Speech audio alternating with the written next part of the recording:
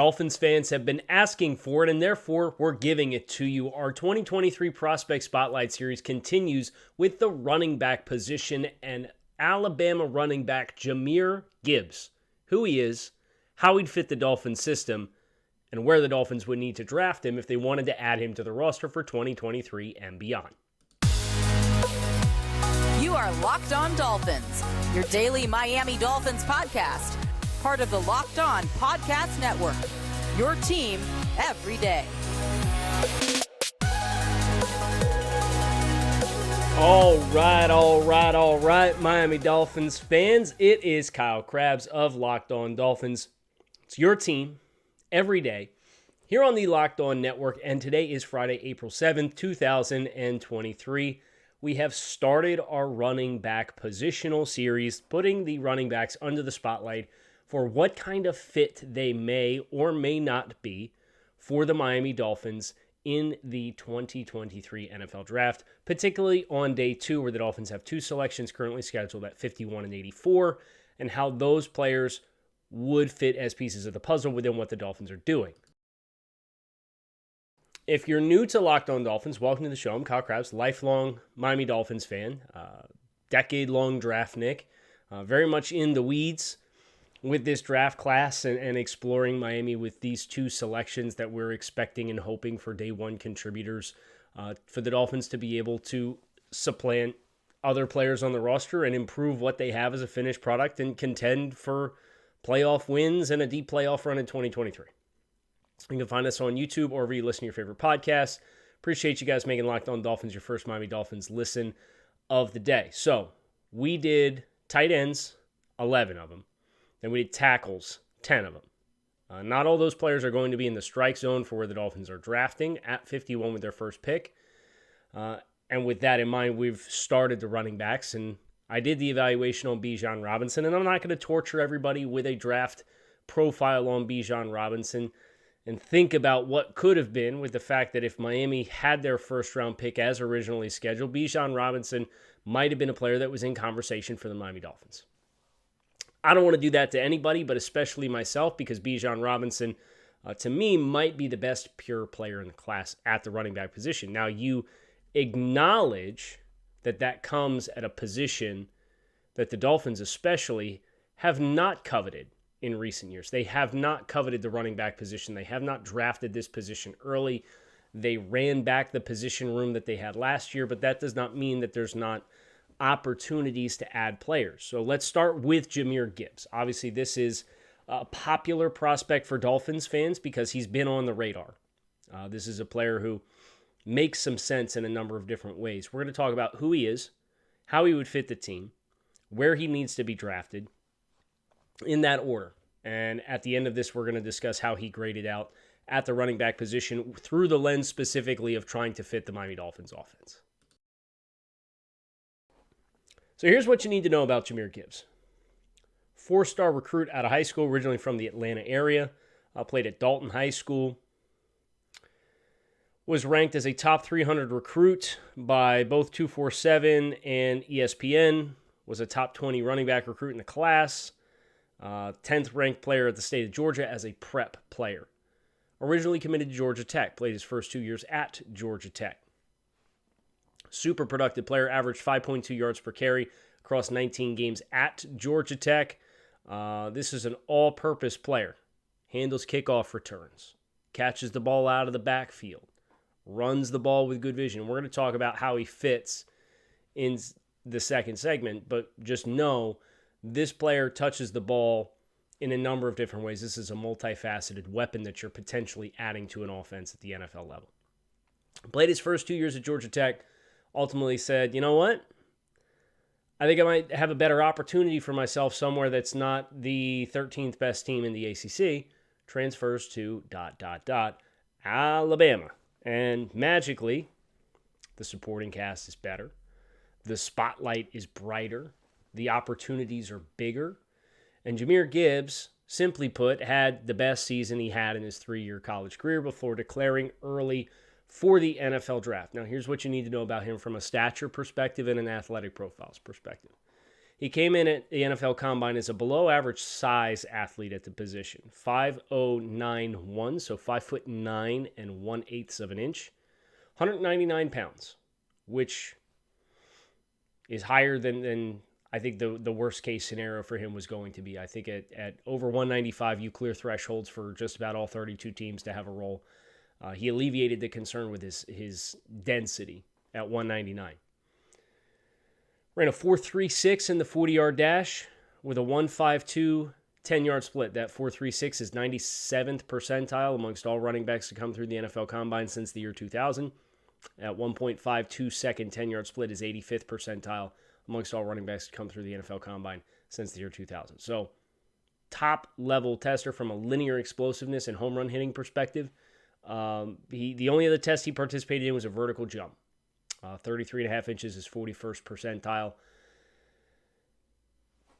You'd love to have a more dynamic number there, but in the grand scheme of things, I think when you watch Jahmyr Gibbs run the football, he's like a slasher forward in basketball.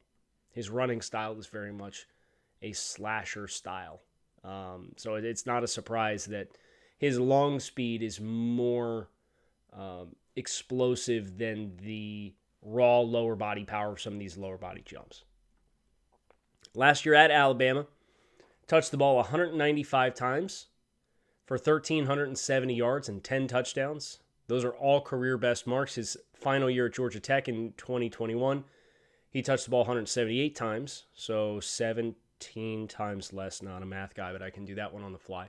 For 1,211 yards, so 159 less yards, and 6 touchdowns, and I can nail the math on that one, 4 less touchdowns than he had this year at Alabama. But impressively enough, across 486 career touches from scrimmage offensively. And that doesn't include the special teams reps. He averaged 6.9 yards per touch across his entire career. 6.8 yards as a freshman, 6.8 yards as a second-year freshman because of the COVID eligibilities, and then 7.0 yards per touch as a sophomore, third-year sophomore at Alabama in 2022. Superbly productive player. Home run hitting ability. His receptions per season, 24, 35, 44. 44 receptions this past year is one of the more notable figures you're going to find. And then, oh, by the way, he's returned 44 career kickoffs in his career as well, including one for a touchdown at Georgia Tech in 2021. So you think about several sore spots for the Dolphins. And before you even talk about a skill set, what becomes apparent, this guy's got some overlap with the skills that he has, the things that he can do, and the things that the Dolphins need. Do you want Raheem Mostert returning kicks? Do you want Raheem Mostert to be the primary back? Do you have a true insurance policy for Raheem Mostert? Is it Salman Ahmed? Is that an upgradable opportunity? Is this a chance to get a player for cheap on a 4-year contract in-house when you've been signing a bunch of 1-year deals to bring players back and get some long-term stability and get some youth amongst your top 3 ball carriers? These are all questions the Dolphins have to ask themselves. And they're also, fun fact, all questions that you have to ask yourself when you play the Ultimate Pro Football GM game on your phone. We've talked and raved about this game on this show. I am seriously addicted to Ultimate Football GM. I love the fact that it puts you in the shoes of a general manager and forces you to make every decision possible for managing a team to try to create your own dynasty. You hire the right coaches and coordinators. You're responsible for the finances, negotiating player salaries and contracts, navigating through free agency, the draft, retirement, player personnel issues, and the ups and downs of a season, all in a challenging and realistic game world. Ultimate Football GM is completely free, which is my favorite thing. It's also playable offline, which is another one of my favorite things. So you can play on the go as you want to and when you want to, no matter what kind of cell service you get. Doesn't matter if you're flying or if you don't want to pay for the Wi-Fi. You can play it on the go, whenever. Locked On Dolphins listeners get a 100% free boost to their franchise when they use the promo code Locked On in all caps in the game store. That is Locked On in all caps. So make sure to check it out today. To download the game, visit ultimate-gm.com or look it up in the app stores. That's ultimate-gm.com. Ultimate Football GM. Start your dynasty today. So how does Jahmyr Gibbs fit what the Dolphins are trying to accomplish offensively? Well, I think the first thing to do here is to define the 10 traits that I identified and am grading the running back prospects on. Vision, explosiveness, ball security. These are top shelf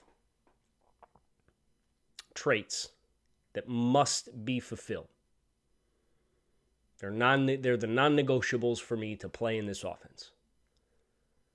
And you have a passing game component. How impactful are you as a pass catcher and a route runner? Versatility. Mike McDaniel likes to move guys around, take motion, split guys out wide. How diverse are you in the ways that you can be implemented? Are you strictly I'm going to line you up in the backfield and you're going to carry the ball between the tackles? Elusiveness. This offense is all about explosive plays, creating explosive plays, having explosive plays, not needing 10-plus yard plays to methodically go down the field and score every time you touch the football. Contact balance. Can you run between the tackles? Can you run in short yardage situations? Do you earn hard yards? Footwork, pass protection, and durability. These are the 10 traits that I am grading these players on in descending order. The most important ones are the first ones. The more ancillary traits are the last ones. So I score players on one of 5 categories in each of these 5 traits, or each of these 10 traits. You can be elite, great, good, sufficient, or fail. So I think the first thing to do is to acknowledge where Jahmyr Gibbs wins the most. And where is he elite and where is he great? Traits that I gave Jahmyr Gibbs a great or elite evaluation at. Vision, great vision. Explosiveness, great explosiveness. Passing game skill set is elite. Versatility, great. Elusiveness, great. Footwork, great. That's a very strong foundation to think you have 1, 2, 3, 4, 5, 6 out of 10 traits. You are either great or elite scores. Now, this is not an infallible player. He's never shouldered the ball more than 195 times in a regular season. There were some early career dings and bumps and bruises. From a pass protection standpoint, I think there's a lot of growth that is necessary. But again, that's more of an ancillary dynamic. And when you have the passing down skill set that he does, on passing downs, you're probably going to use him to run routes and be out and be available for his quarterback. And the only other thing that I really had any level of qualms was I gave him a sufficient grade in contact balance. Now, he runs hard, but he's 199 pounds, and he's not the most dense frame you're going to find. So you think about the Ricky Williamses of the world, you think about the Ronnie Browns of the world, you think about even the Jeff Wilsons of the world as a modern-day example. Those guys are a lot more dense. They run more physical through bodies. Now, Gibbs will challenge you, but his ability to consistently churn through a tackle attempt and fall forward and put defenders flat on their back is only sufficient. So when I think about the Dolphins, let's talk about the explosiveness and the vision, which are 2 of the top 3 premier traits. The explosiveness and the vision that he offers as a player, I think these are both great qualities of his. I mentioned he was like a slashing forward in basketball. A lot of the zone concepts that Alabama runs, you can really see him process really well and anticipate second-level flow where the linebackers over-pursuing to get out over top to protect the edge. And when he does that and he goes gap by gap down the line of scrimmage, he will very quickly feel and identify opportunities to stick his foot in the ground and get north and explode into the secondary for big gains. I was at Tuscaloosa for the Texas A&M game this year and watched that game from the stands. And in that game in particular, there were a number of backside cuts that he made after pressing to the front side of the play that created large explosive games because of how quickly he identified defensive structure and how quick the second level pursuit was to get outside based on their keys of offensive linemen. And the backside cutoff is sufficient enough, and he gets up and out the chute, and he's hitting home runs. Are there some times where I think there are hard yards for him to earn between the tackles, and he looks to bounce outside. Yes, I do. It's nitpicking, but that's what you do in player evaluation, right? You put him under the microscope and you identify the places where he wins and the places where there's opportunities to continue to get better and grow and improve and evolve. And for Jahmyr Gibbs, I think that's an area where hard yards between the tackles is not probably going to be a strength of his immediately when he gets in the league. But the speed that he has at the edge at 4.36 and 200 pounds, it's the real deal. It's the real deal. And there were a number of home runs that he hit that he didn't go the distance on, but it was because of the angles of the defenders and not because of the speed. He had to try to break angles that were very routine angles and almost did on a number of occasions. You see him out of the backfield. Well, the passing game skill set that he has. He can line up in the slot. He can line up in the backfield and run choice routes, he'll run angle routes, he'll run Texas routes. I believe he beat Texas on one over the middle at one point, ironically enough. And the way in which he gets on top of second-level defenders who are covering him in pass coverage, it's a lot of linebackers and safeties. And the way he doesn't lean into his breaks, the way he comes square, and he will step on your toes and really challenge you before having the kind of smooth footwork and explosiveness to get out of the top of the break and accelerate into space when Alabama is running a lot of vertical elements beyond 10 yards down the field. It creates this lift and this space and this void where he's catching the ball and it's turning into punt return situations. And I think about an area in which I'd love to see Tua Tagovailoa and the Dolphins offense continue to evolve. It is to have more of those kinds of concepts and available targets at Tua's disposal and for him to take them with consistency so he's not putting him in a position where he's potentially in harm's way by prolonging holding the football, trying to make a play happen down the field. A player like this, and Raheem Mostert had the nice touchdown catch against Pittsburgh. That was great. Right? Alec Ingold had the nice effort with against the Browns on the RPO leak in the flat and turn up the field. Jeff Wilson against the Bears had a choice route to the field and kind of snuck inside the pylon. Like there's these little examples and little litterings of the Dolphins getting the backs involved in the passing game, but it is largely not where the Dolphins make their hay. And I think having a player like this who can offer this to you and tempt you to kind of have these designs baked in more often, I think is a hard way to lose. Now, case in point, Raheem Mostert was the most targeted back in the passing game, and he was targeted 42 times on the season. Jeff Wilson, 24, and they acquired him at the midway point of the season. Backs in general, Edmonds got 17 targets, Gaskin got 6, Mostert got 42, Wilson got 24, and Ingold got 23. Now, you don't want to take the ball out of the hands of Tyreek Hill and Jalen Waddle, and I get it. But it's all about what do you want to take away, and then what do you have in the other places to challenge. And I think Gibbs adds a new layer to the passing game. If you want to be a passing-oriented team and not necessarily a running-oriented team, the irony here is that you're drafting a running back to be more well-rounded and diverse from a passing perspective. Because this is a guy you can line up in the slot, and he will run routes from the slot. He's got really good hands. That A&M game was a great example. One of the early plays from the game, the backup quarterback, because Bryce Young didn't play, Milroe rolls to his right and puts a ball slightly behind Gibbs as he is working back towards the middle of the field with the defender on his hip. And he still extends out away from his frame, reaches back across where his momentum is carrying him, and catches a contested catch for a first down. This is a player who brings ample skills that Miami covets, that we've seen based off the other playmakers that they have pursued. And this is a player who has youth, explosiveness, good vision on his side to be a player that Raheem Mostert was for this team as the player. Raheem Mostert touched the football more than any other offensive skill player last year. 212 times. Tyreek Hill touched it 126. Jeff Wilson touched it 96 times. Jalen Waddle 78. Chase Edmonds touched it 52. Those are your touch leaders for the year. Got 2 backs in the top 3.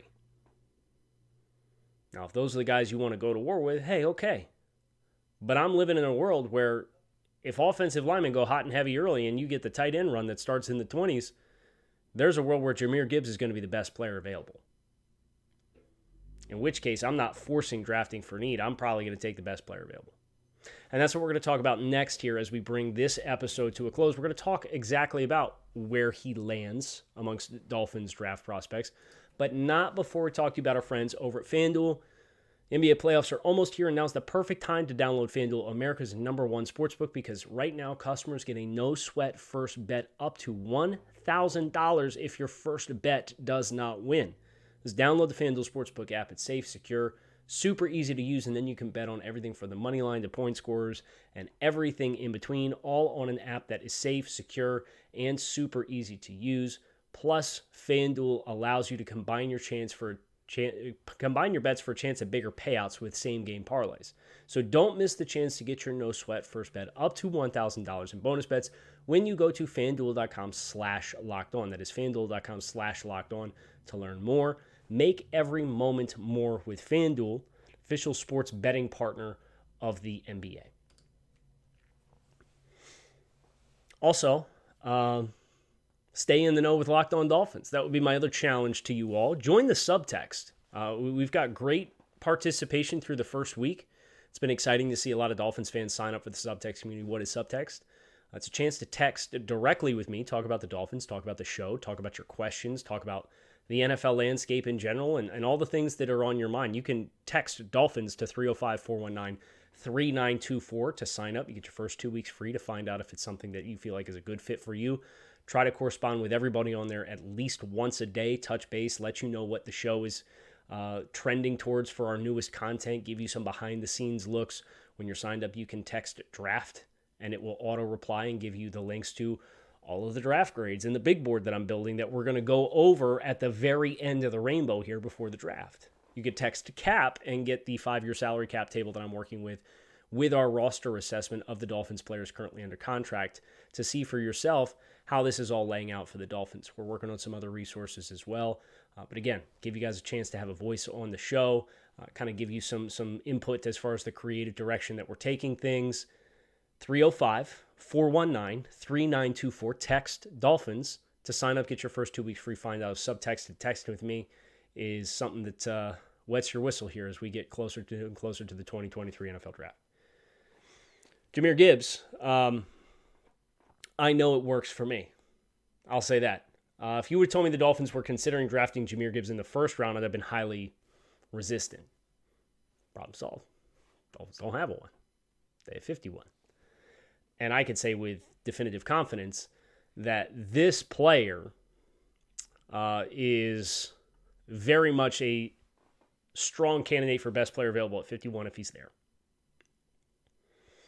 Of all the players that I have graded, regardless of whether or not they will predictively be here for the Dolphins at 51, I've done 11 tackles, or 10 tackles, 11 tight ends, and I've now done 2 running backs. So I'm at a total of 23 skill players. I can say with the utmost confidence that Jahmyr Gibbs is one of the 5 best players that I have graded through the lens of a Dolphins-specific scheme. And when you whittle down the field of players who will predictively or potentially be there, he's in the top 3 conversation. My top maybe available tackle is Matthew Bergeron. My top maybe available tight end, I'm going to say is still Darnell Washington. I think there's a chance he's in that strike zone. Jahmyr Gibbs is the other guy right now. Now, I have a bunch of running backs to do, and we may, in the same way we get through offensive tackles, and we did this on the show last night, we said, hey, looking at how the tackle board falls, there's probably 1 or 2 guys here, and if they don't get to you at a good value spot, is investing in tackle in the draft is probably not going to be for me with the resources the Dolphins have this year. I'm going to try to get through the draft by getting good players and then go to work to find other ways to add players to the roster at that position. So maybe we see a void, or maybe we see a massive surplus here with running backs that we all feel like a really good scheme fits, in which we say, yeah, Jahmyr Gibbs is here, but look at this plethora of players that is also going to be available, presumably at 84. I'd go in a different direction. So I can't sit here and say with a straight face definitively, yeah, Jahmyr Gibbs is like, I'm going to pound the table for Jahmyr Gibbs. I can tell you right now, if they draft Jahmyr Gibbs at 51, I'm going to be over the moon. I'm going to be pumped. There's an obvious correlation with what his skills are, his style of play, and what the Dolphins under Mike McDaniel aspired to be last year. And I think the fact that the Dolphins ran back the running back room in the degree in which they did actually helps one of the biggest weaknesses on Jahmyr Gibbs' resume, with that being he hasn't been a featured player in an offense yet. That's not a bad thing. Now, there is the law of diminishing returns of, okay, what else could you get at 51 if you draft this instead and he's your RB 1.5 or 2.5 at the beginning of the season? But again, it gets put in perspective when you look at touches. Raheem Mostert was the only player who touched the ball more than 200 times for the Dolphins offense last year. Jeff Wilson was third on the team in touches, and he came halfway through the year. They do touch the ball, and Gibbs impacts the team in the passing game and the running game. And if you are able to put the fear of one-on-one matchups across the board in teams across the league, you're probably going to continue to facilitate more and more zone coverage, and you're probably going to facilitate teams playing more conservative and trying to limit explosive plays when they play you. As compared to if they don't respect what you have and they have to bracket two players, but they're going to say, nobody else is going to beat a one-on-one, and we're going to send extra bodies, and we're going to heat up the quarterback. If those guys can't win, that's the formula that works, and that's largely the formula that the Chargers used to whoop your behind on Sunday Night Football last year. People ask, how do you have the counter punches? Well, you either get better in protection where these guys can hold up longer, or you have more guys who can win one-on-one matchups. Gibbs would be one. And because of that, he's a really strong fit for the Dolphins. Really strong fit for your day is another episode of Locked On Dolphins that's coming up later today. So plan accordingly. Keep it locked in right here on Locked On Dolphins, your team every day. You can find us on YouTube or on any podcast platform wherever you listen to your favorite podcasts. Appreciate you guys checking out the show. Fins up. Keep it locked in right here on Locked On Dolphins. We'll be back to talk to y'all again soon. Peace.